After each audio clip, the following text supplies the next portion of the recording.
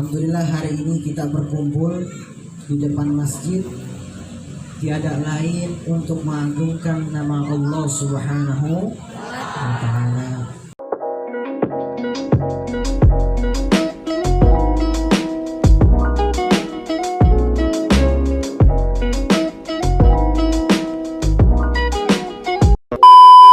Salatu wassalamu ala sayyidina wa habibina wa syafi'ina wa maulana Muhammadin wa ala alihi wa sahbihi ajma'in. Amma ba'du. Alhamdulillah, yang saya hormati, yang saya muliakan para hadirin dan hadirat yang dimuliakan oleh Allah Subhanahu wa Ta'ala, dan juga yang saya hormati, yang saya muliakan daripada keluarga besar PKM Masjid Jami Ikhwanul Muslimin, dan juga para ulama, para asatidz yang tidak bisa saya sebutkan satu persatu namanya. Wabil khusus yang saya hormati juga ada ayahanda saya Habib Muhdar bin Abdurrahman Segaf. Lalu juga wabil khusus yang saya hormati, yang saya muliakan sahabat saya Ustadz Ari, lalu juga Ustadz Ocit beserta anak beliau, dan juga beserta anak hadrah lainnya.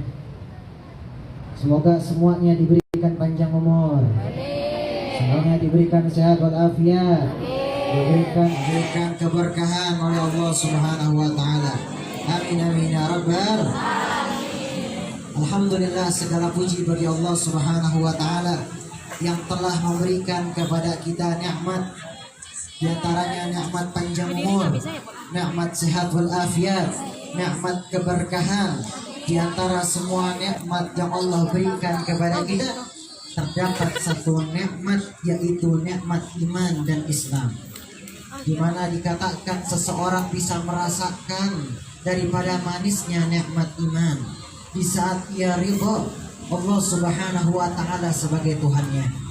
Baginda Nabi besar Nabi Muhammad sallallahu alaihi wasallam adalah sebagai kekasihnya Allah, dan juga agama Islam adalah sebagai agamanya. Maka orang tersebut bisa merasakan daripada manisnya iman dan Islam. Maka insya Allah kita semua termasuk. Amin amin ya rabbal. Salawat serta salam semoga tercurah kepada junjungan kita baginda Nabi besar Nabi Muhammad sallallahu alaihi wasallam beserta keluarga beliau, sahabat beliau, dan juga kepada pengikutnya beliau. Sebelum saya mulai, marilah sama-sama kita membacakan sholawat supaya kita semua semangat yang hadir pada acara ini di depan masjid menjadi membawakan keberkahan kepada kita semua. Pulang dari sini mendapatkan keberkahan dari Allah Subhanahu wa Ta'ala. Pulang dari sini insya Allah nanti di yaumil akhir bisa mendapatkan syafaat dari baginda Rasulullah sallallahu alaihi wasallam. Amin amin ya rabbal. Shallu ala Nabi Muhammad. Shallu ala Nabi Muhammad. Ya Rasulullah, ya Nabi, ya. Ayo sama-sama.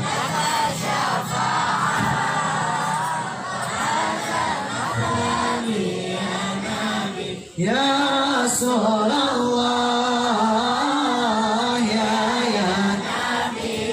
Nabi, laka syafa'ah wa hadha matlabi ya Nabi, ya Rasulullah, ya ayo sama-sama.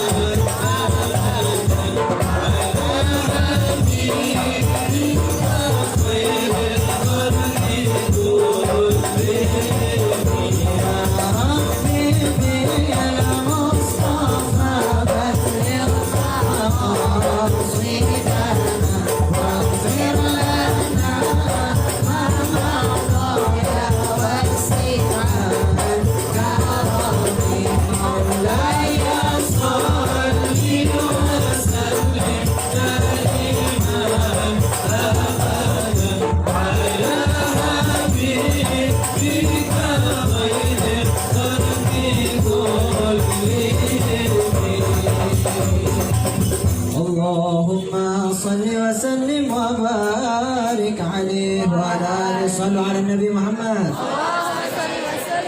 Hadirin hadirat yang dimuliakan oleh Allah Subhanahu wa taala. Mungkin akan sangat singkat 1-2 kata ini, tetapi mudah-mudahan bermanfaat untuk semuanya. Nah, dikit lagi sudah mau maghrib, jadi singkat saja. Alhamdulillah hari ini kita berkumpul di depan masjid tiada lain untuk mengagungkan nama Allah Subhanahu wa taala, untuk menyebut nama Allah Subhanahu wa taala, untuk mengagungkan kekasihnya yaitu baginda Nabi besar Nabi Muhammad sallallahu alaihi wasallam. Kemarin ada sebuah kejadian, yaitu di mana kejadiannya para nabi. Bulan Muharram ialah bulan yang banyak kejadian peristiwa para anbiya, di mana salah satunya kisah yang sangat masyhur dari para anbiya ialah diciptakannya Nabi Adam dan juga Siti Hawa, terjadi pada bulan Muharram. Lalu juga Nabi Nuh alaihissalam, beliau mendarat kapalnya beliau pada bulan Muharram. Sembuhnya penyakit Nabi Yakub alaihissalam pada bulan Muharram. Dan juga banyak sekali kisah-kisah para anbiya, para nabi, kisah-kisah mulia terjadi pada bulan Muharram.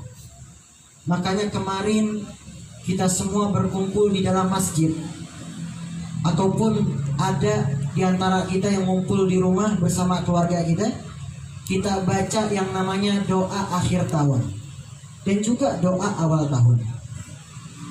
Tiada lain ialah memohon ampunan kepada Allah, lalu berharap memohon kepada Allah agar tahun baru Islam yang akan kita injaki ini akan menjadi tahun baru Islam yang lebih baik daripada sebelumnya. Maksudnya bagaimana tahun baru Islam yang lebih baik daripada tahun sebelumnya? Kegiatan kita, kehidupan kita dikelilingi keberkahan, dan juga kehidupan kita dikelilingi oleh amal kebaikan daripada sebelumnya. Coba kita lihat, kalau kita ada yang namanya, biasanya kalau kita suka anak muda suka yang namanya ngerayain hari raya tahun baru biasa Masehi misalkan. Kita semua biasanya ngumpul rame-rame, kita pasang petasan, kita ngumpul sama teman-teman, kita bergembira dan seterusnya. Coba pada hari raya tahun baru Islam, banyak anak-anak muda yang gak merayakan, dalam artian mereka bukan yang ngumpul sama keluarga, bukan yang mereka ngumpul sama teman-teman ataupun para ulama di dalam masjid, mereka akhirnya keluar terlena begitu saja. Nah makanya umat Islam harus yang namanya mempopulerkan, atau umat Islam harus membanggakan daripada tahun baru Islam. Jangan kalah sama yang namanya tahun baru Masehi. Kita ini yang hadir pada acara ini, apakah kemarin pada hari raya tahun baru Islam kita mengagungkan nama Allah? Apakah di antara kita yang hadir pada acara ini di saat adanya hari raya tahun baru Islam kita gak doa, kita cuma jalan-jalan dan seterusnya? Mungkin ada di antara kita. Maka adanya hari raya tahun baru Islam tiada lain menjadi suatu hal yang sangat istimewa untuk umat baginda Rasulullah. Tiada lain ialah mengevaluasi diri kita, introspeksi diri kita.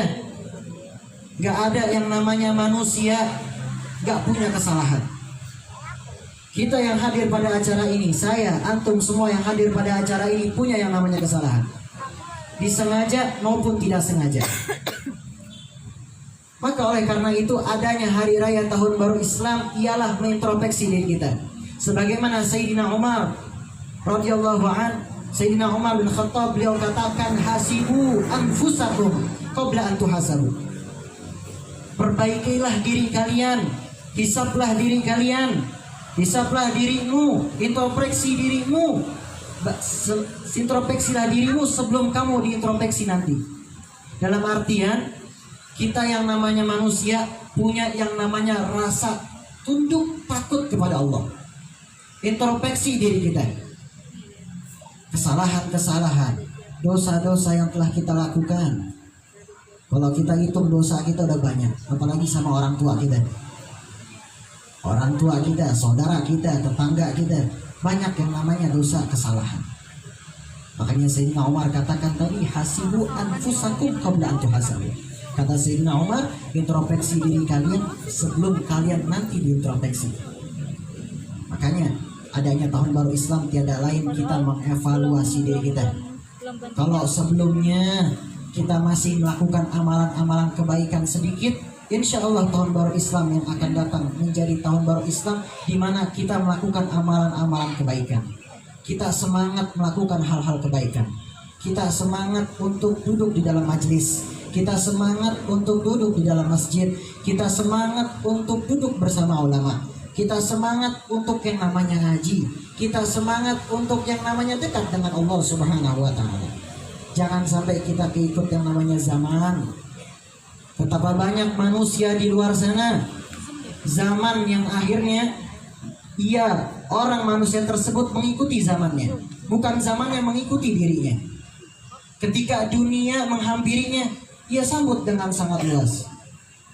Tapi di saat Allah Subhanahu wa Ta'ala memanggil, ia tidak menjawab seperti halnya dunia menghampirinya.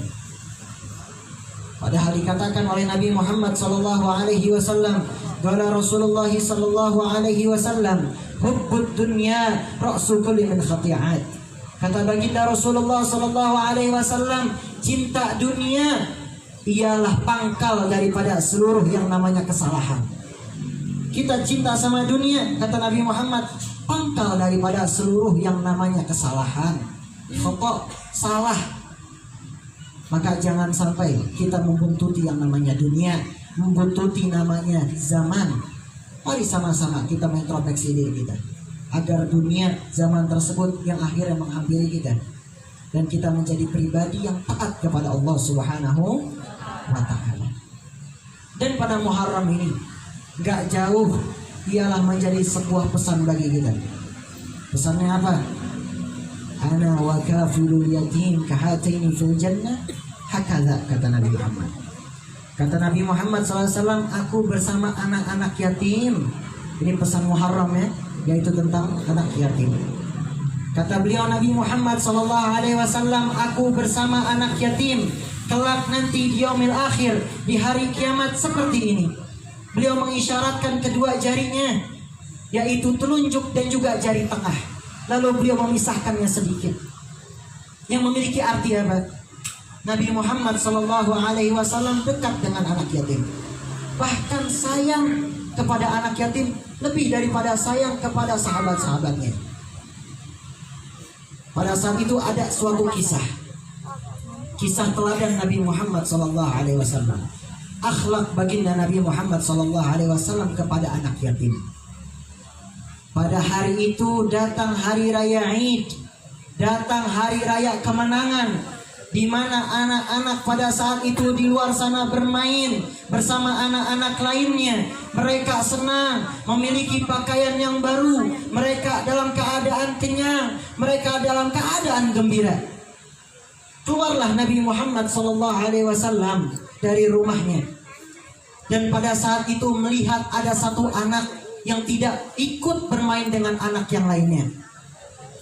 Nabi Muhammad melihat anak tersebut sedih, lesu, lemas, dihampiri oleh baginda Rasulullah SAW.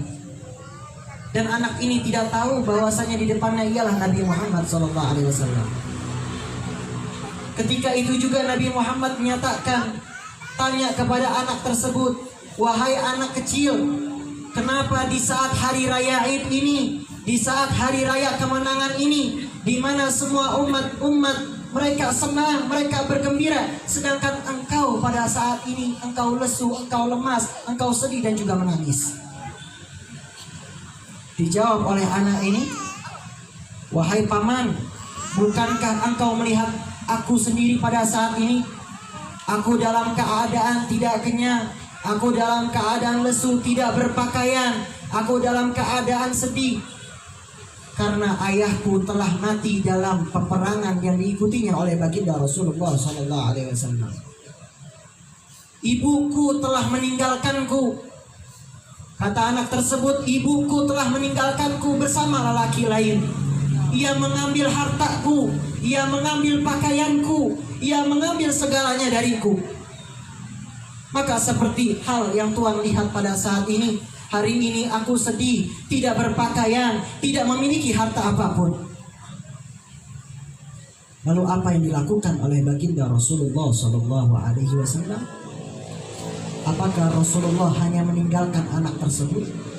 Apakah Rasulullah hanya memberikan semangat kepada anak tersebut? Tidak. Rasulullah SAW sayang dengan anak yatim. Sampai-sampai beliau katakan, mulai hari ini ibumu adalah Sayyidatuna Aisyah radhiyallahu anha. Kakakmu ialah Sayyidatuna Fatimah Az-Zahra. Mulai hari ini saudara-saudaramu ialah Sayyidina Hasan wal Husain. Dan juga pamanmu ialah Sayyidina Ali karramallahu wajhah. Senang anak tersebut. Yang didengar ternyata di depannya ialah kekasihnya Allah. Yang di depannya ternyata ialah khatamun nabiyyin, yaitu penutupnya para nabi. Basyarun lakal basyar, nabi yang berbeda daripada nabi yang lainnya, manusia yang berbeda daripada manusia lainnya, yaitu baginda Nabi Muhammad sallallahu alaihi wasallam. Diajaklah anak tersebut oleh Nabi Muhammad sallallahu alaihi wasallam ke dalam rumahnya. Diberi makan oleh Nabi Muhammad, diberi pakaian yang baru, lalu juga diberi hal-hal kebaikan lainnya. Setelah itu, setelah anak ini senang, keluarlah Nabi Muhammad SAW dan juga anak tersebut. Anak tersebut menghampiri anak-anak yang bermain tadi. Anak-anak yang tadi heran, menanyakan, tadi engkau tidak gembira, tadi engkau lesu, tadi engkau sedih. Sekarang kenapa engkau senang?